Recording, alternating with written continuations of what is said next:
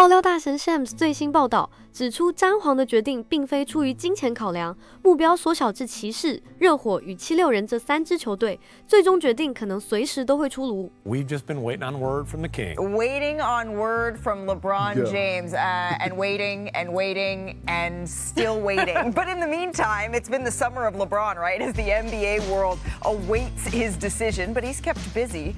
LeBron and his 2016 Cavalier championship team, including our very own Richard Jefferson, they took a little trip abroad for the 10-year anniversary of the iconic 3-1 comeback. Amon Shumpert, he made the trip over there as well. But we can't talk about what LeBron's been up to without a little bit of golf.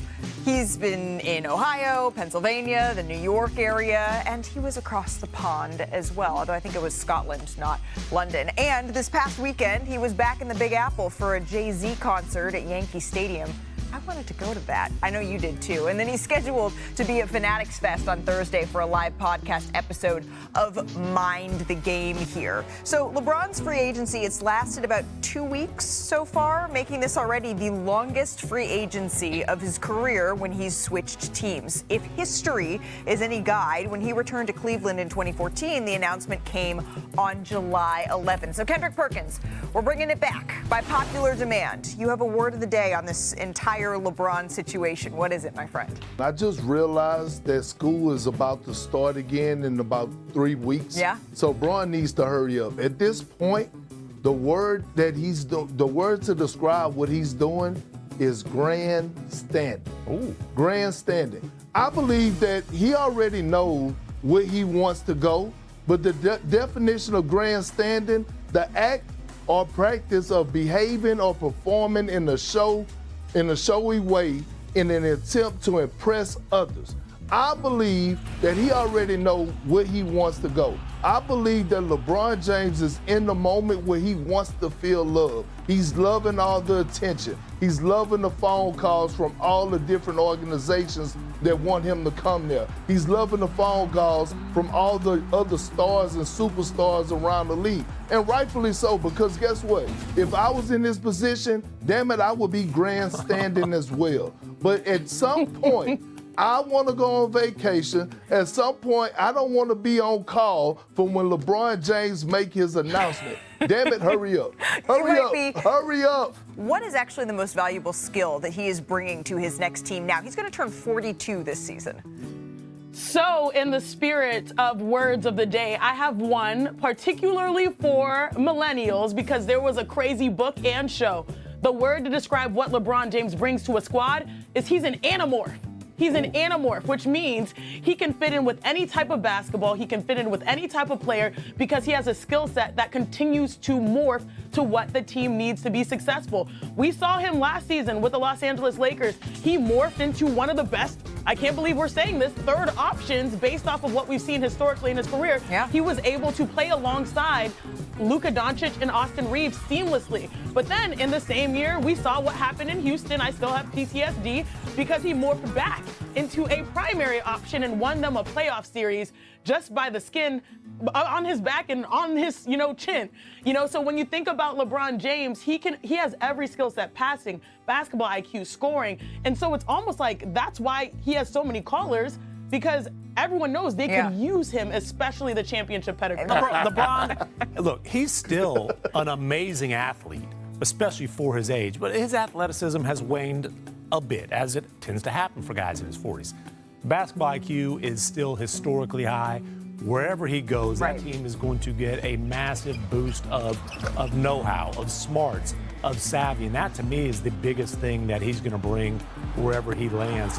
This is a guy who's been in every situation, who's finished off a ton of playoff series, a ton of games. Whatever team gets him is going to get a whole lot smarter, as I've done thanks to Perk and Shanae. So for Perk, where do you see that best skill fitting? Well, to be honest with you, when it comes to the regular season, I would love to see LeBron James take a back seat, right? That's why, to me, Cleveland is so perfect for him, because Donovan Mitchell, James Harden, and Evan Mobley could get you through 82 games.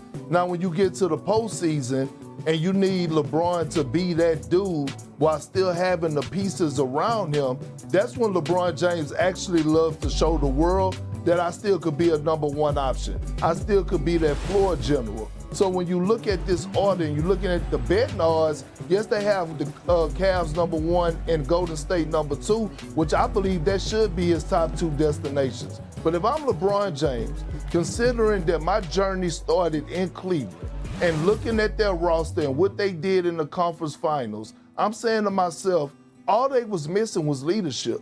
All they was missing was what Tim just said, the you know how, right? And LeBron James knows how to get it done.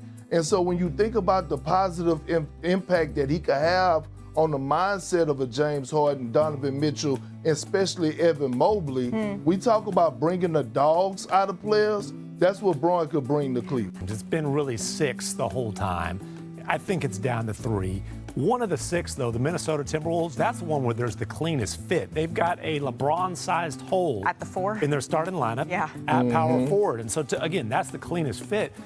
However, I do fear that if LeBron went to Minnesota with Anthony Edwards, with LaMelo Ball, with all their antics, you know, that beard's already got a lot of gray creeping in. I think by the time they came back to L.A. for their Christmas night matchup, he would look like Santa Claus. It would just be all white. The developing story of LeBron James' free agency. We're joined by our senior NBA insider, Shams Charania. Shams, it's nice to talk to you stateside. It doesn't seem like a whole lot, though, has changed between when we chatted a couple of weeks ago and now in terms of LeBron James' free agency decision.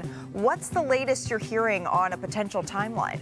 Malika, last time me and you shared the screen together, you were out there in Wimbledon, out in London, and we were breaking into a major program to discuss LeBron James deciding to leave the Lakers after 8 years to then play elsewhere for a historic 24th NBA season. At the time, I remember I told you my reporting was Cleveland, Miami, and Golden State were the 3 leaders for him. And now that you're stateside, some things have changed, some things are still the same. Those 3 teams are still in it. The Sixers have since acquired Jaylen Brown.